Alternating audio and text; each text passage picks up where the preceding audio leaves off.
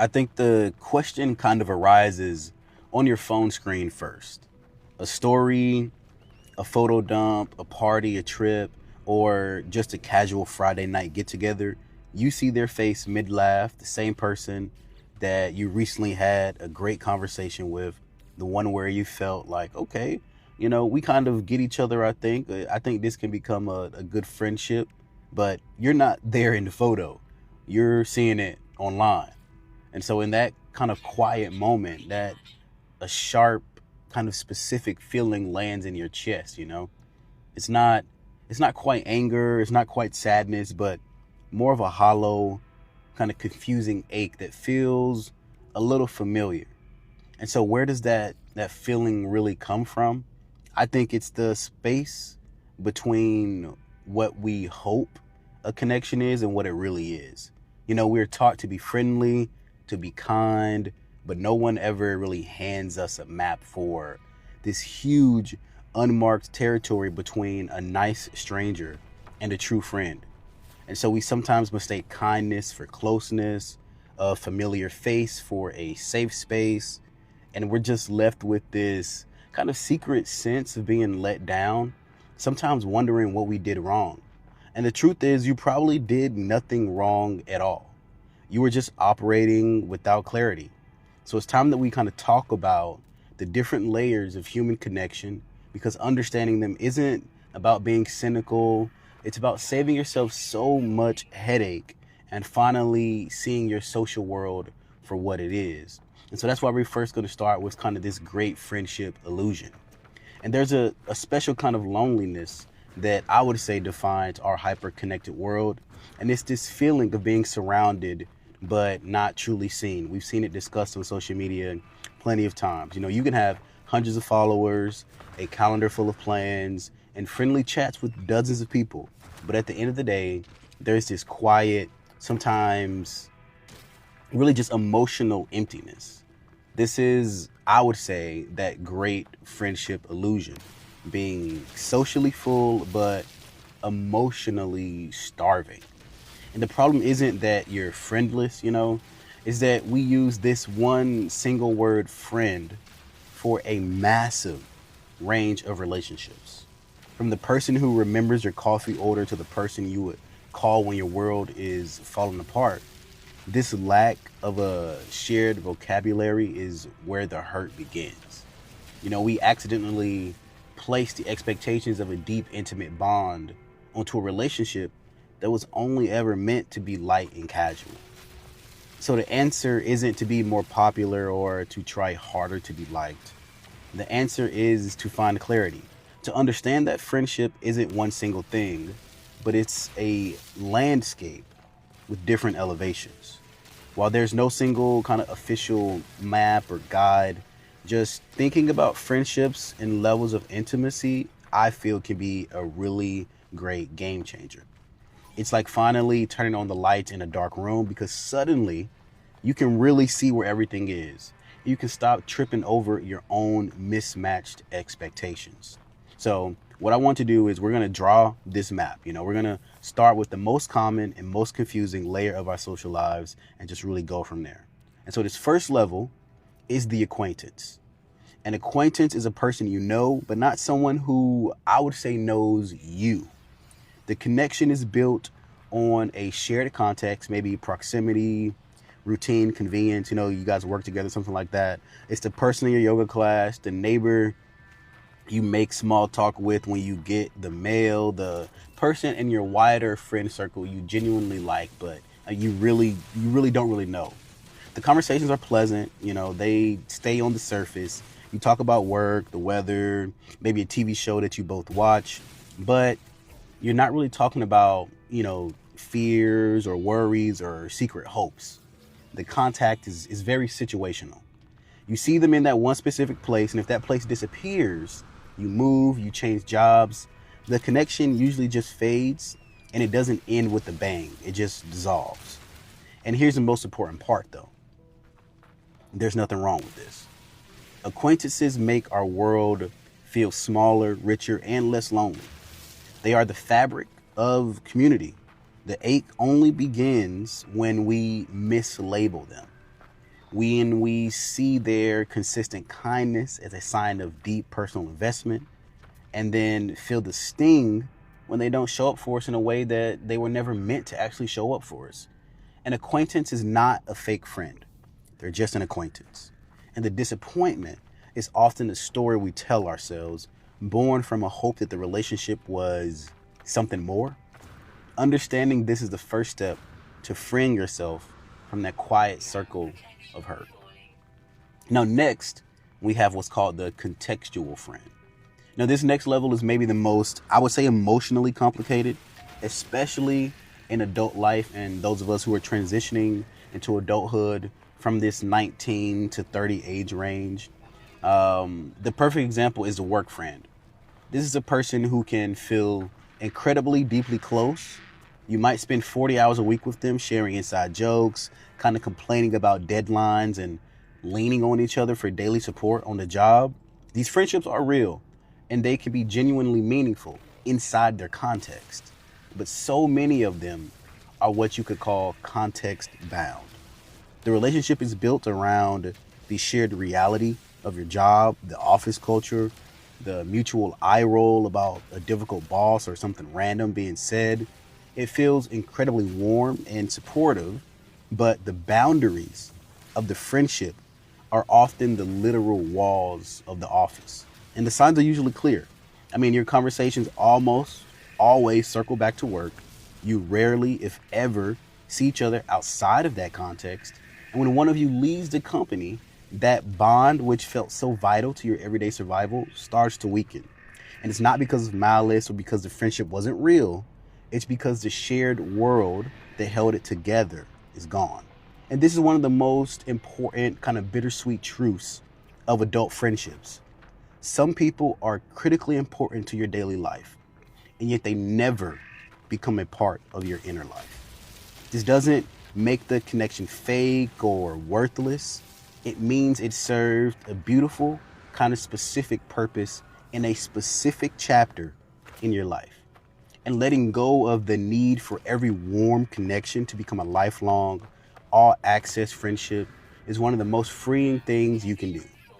It allows you to appreciate these bonds for exactly what they are, a source of comfort and camaraderie, without the sting of disappointment when that chapter comes to a close. And so this is why most friendships stall. Or why does most friendships stall? And it feels like so many connections get stuck in these first two levels. You know, you meet someone, you click, you have great conversations, and then, I mean, it just gets stuck. It never deepens, and this is the place where most potential friendships quickly fade. And it's a huge part of why so many of us feel lonely, even when we're meeting people. First, it's not just you. Adult life it's a minefield of logistical hurdles. People move, get married, build demanding careers, and a friendship can no longer survive on convenience alone. And to move past the acquaintance or contextual level, a friendship demands real, intentional effort from both sides. And that effort just feels riskier as we get older. You know, most of us have been hurt or let down by a friend at some point. We build walls, we become more guarded, and to be vulnerable feels like a bigger leap of faith. And according actually to a study by Professor Jeffrey Hall, friendship also requires a serious time investment. You know, his research suggests it takes around 50 hours of time together to move from an acquaintance to a casual friend, 90 hours to become a real friend, and over 200 hours to be considered a close friend. And that's quality time, not just time spent in the same office. On top of all of this, we have this quiet illusion of closeness from social media. You see someone's daily stories, their life updates, and you feel like, all right, cool. You know, I know them. But this blurs the line between knowing of someone and being truly known by them. This low level awareness can trick your brains into feeling socially connected while our hearts are starved for real intimacy. This is really the core of that modern headache. And It's to be so visible yet so unknown. And so then we have, I would say, the maybe final level, and that is the real friend.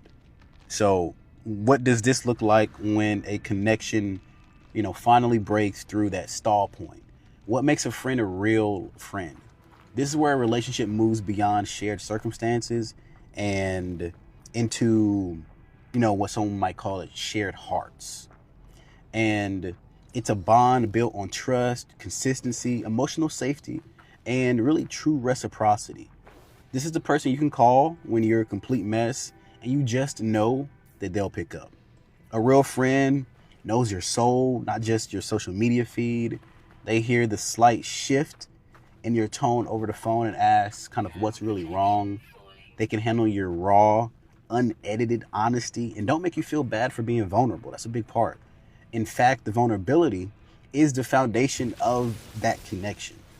They champion your successes without jealousy, and they match your effort. So the relationship never feels like it's tipping to one side. This kind of friendship isn't just about having fun, though. It's about feeling safe. It's the ability to sit in a room together in total silence and not feel awkward. It's knowing you can show up as your messy, imperfect human self and still be loved for it. And a true friend offers a space of non-judgment, a place where you can kind of finally fully exhale.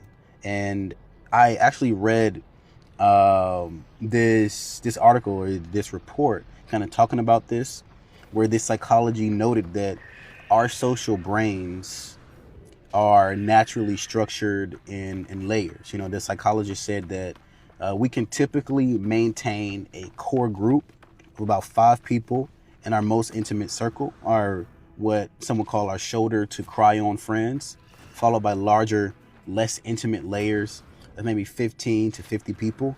And so if your inner circle feels small, that's not a sign of failure. It's a sign of how we are wired for deep, meaningful connection. And so one of the biggest myths we're sold about friendship is that it's effortless and that, you just find your person, you click, and it's magic forever. But that's a fairy tale. Real lasting friendship is not something you find, it's something you build. And it is the result of quiet, consistent, loving labor over time. And that's why these inner circles are smaller, because that's a lot of work. And this depth isn't born from one dramatic life-saving moment.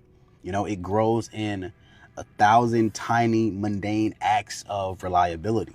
It's in the follow-up text asking, how did that meeting go? It's remembering a small, insignificant detail they told you weeks ago. It's showing up for the boring Tuesday nights and not just the dramatic Friday nights.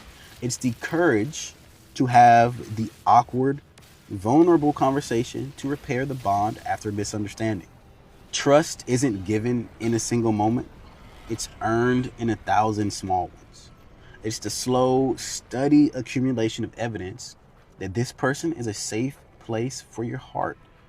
This is why some friendships start with an intense, exciting kind of what some might call a spark, but quickly fizzle out. They lacked a true foundation. And it's why some of the friendships that start slowly become the most profound relationships of our lives. They are built brick by brick with mutual effort and shared vulnerability. The friendship you have is often a reflection of the friend that you are. So understanding these levels isn't about creating a rigid ranking system for the people in your life. It's not about deciding who is real and who is fake. It's about giving yourself the gift of clarity. So much of our social pain comes from expecting the depth of a level 3 bond from a level 1 acquaintance. So, enjoy your work friends for the daily camaraderie they bring. Cherish your acquaintances for making your world feel a little brighter and a little more connected. And then pour your precious, finite energy into nurturing those few, rare connections that have the potential for true, lasting depth. It is more than okay if your inner circle is small. Quality is not measured in numbers. It's measured in the profound relief of feeling truly seen. And wanting depth isn't needy. It's a foundational, fundamental human need. And the most beautiful friendships don't always arrive with a lightning bolt. Sometimes they arrive quietly through shared laughter, a steady presence, and the rare, beautiful feeling of finally being able to exhale with another person. I'd love to hear your thoughts. What's one kind of quality you've learned that defines a true friend for you? I want to hear about it. Share it in the comments below. And thank you for being here today. I'll see you guys in the next one. Take care. Wish you all the best.